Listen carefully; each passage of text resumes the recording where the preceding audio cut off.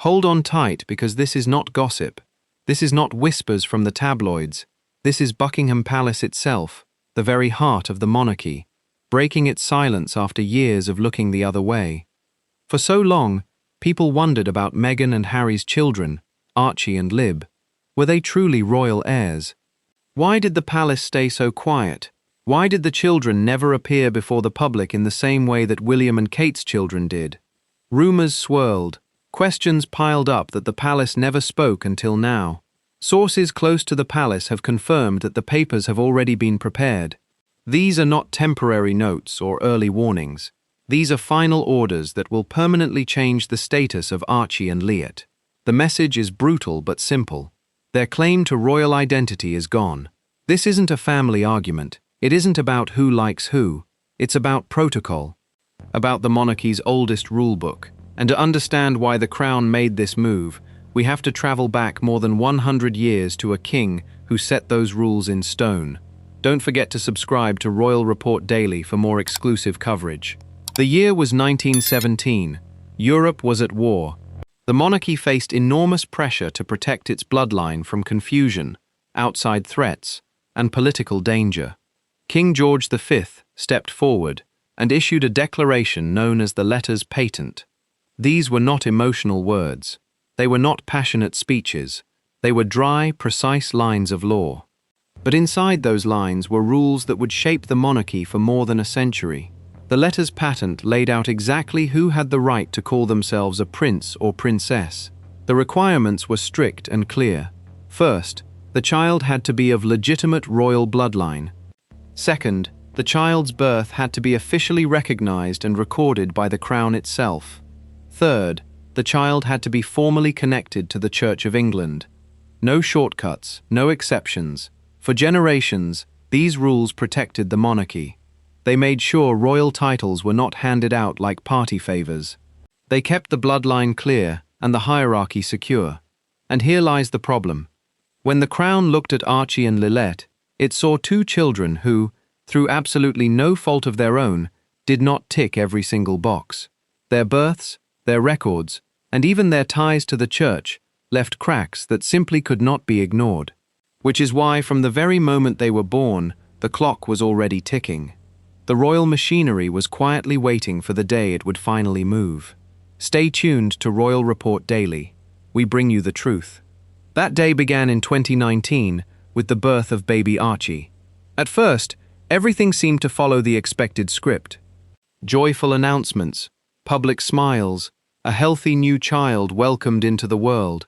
But then something strange happened. Something buried deep inside the paperwork. On Archie's birth certificate, Meghan was listed by her full legal name, Rachel Meghan Markle. That was completely normal and correct. But then suddenly, without any public explanation, the document was changed. Her name was removed and replaced with her royal title, Her Royal Highness, the Duchess of Sussex. Who does that? Birth certificates are not fashion statements.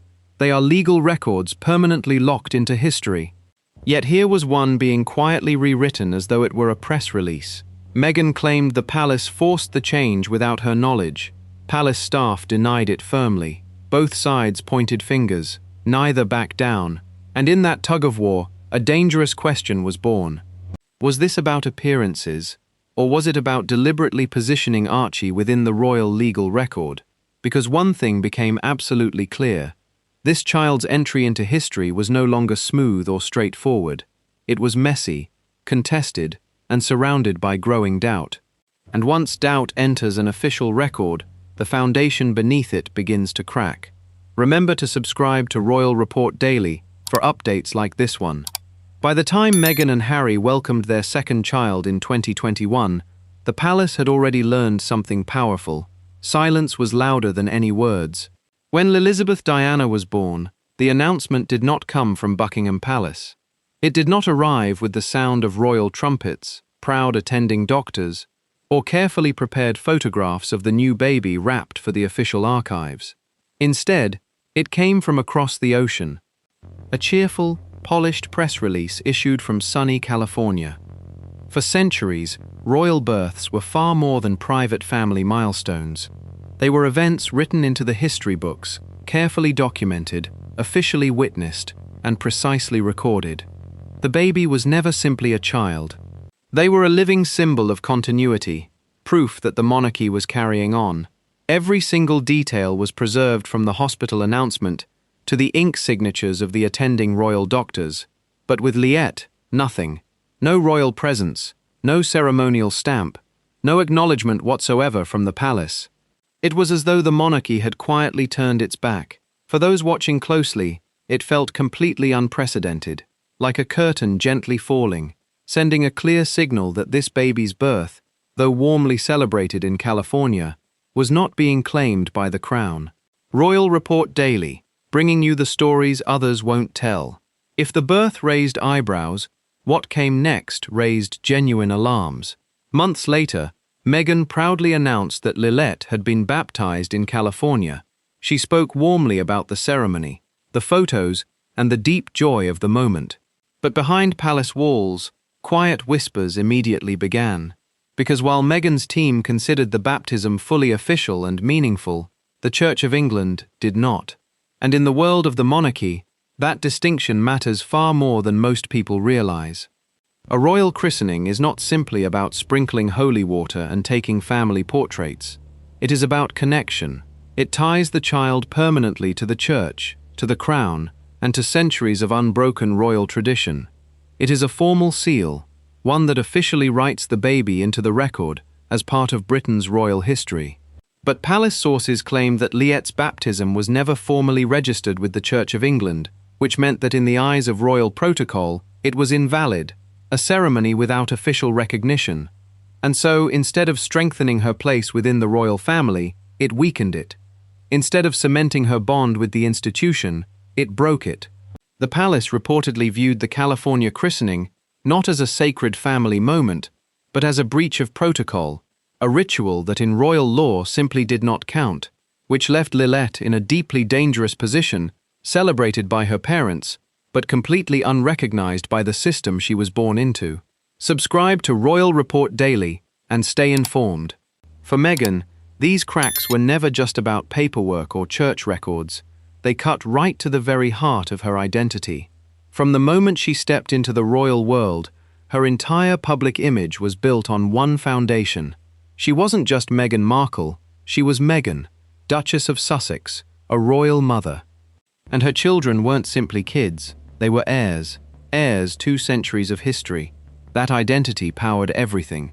The Netflix specials, the Spotify deals, the memoir, the carefully curated public image, even her lifestyle brand American Riviera Orchard. She was not just selling jam jars and garden photographs. She was selling a life that had been touched by royalty. But that special shine only worked if her children carried the royal connection. Without it, the entire foundation crumbles. No royal heirs means no royal mother. Just a Hollywood couple desperately trying to hold on to a crown that no longer wanted them. And behind the soft portraits, the polished branding, and the carefully managed public persona, Meghan faced a fear she could not hide. Without royal bloodlines to pass on, what truly made her different from every other celebrity living in California? Don't miss our next report. Subscribe to Royal Report Daily now. For Meghan, the cracks in protocol threatened her brand.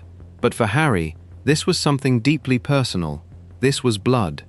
Sources close to the palace whisper about late nights when Harry would pick up the phone and call back to the very family he had walked away from. His voice wasn't calm. It wasn't polished.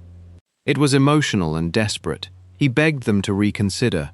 He begged for his children's future to be written permanently into the royal record. Those who know Harry say he genuinely believed he could live as both the son who stepped away and the father of children who remained fully royal. He thought stepping back from his royal duties would never erase his children's place in the bloodline. He believed Archie and Lilibet would still carry the Windsor name forward, no matter how far California felt from the streets of London.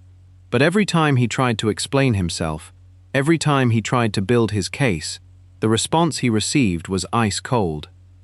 One palisade reportedly reduced all of his pleading to a single sentence. This is not about emotion, this is about order, lineage, and the future of the crown. For Harry, It was like watching the floor disappear from under his feet. He wasn't just estranged from his father and brother anymore. He was now a prince whose own children were being quietly erased from the very institution that had given him his entire sense of identity. Royal Report Daily, your source for the truth behind the headlines. And then came the move itself. Archie and Lilibet would lose everything.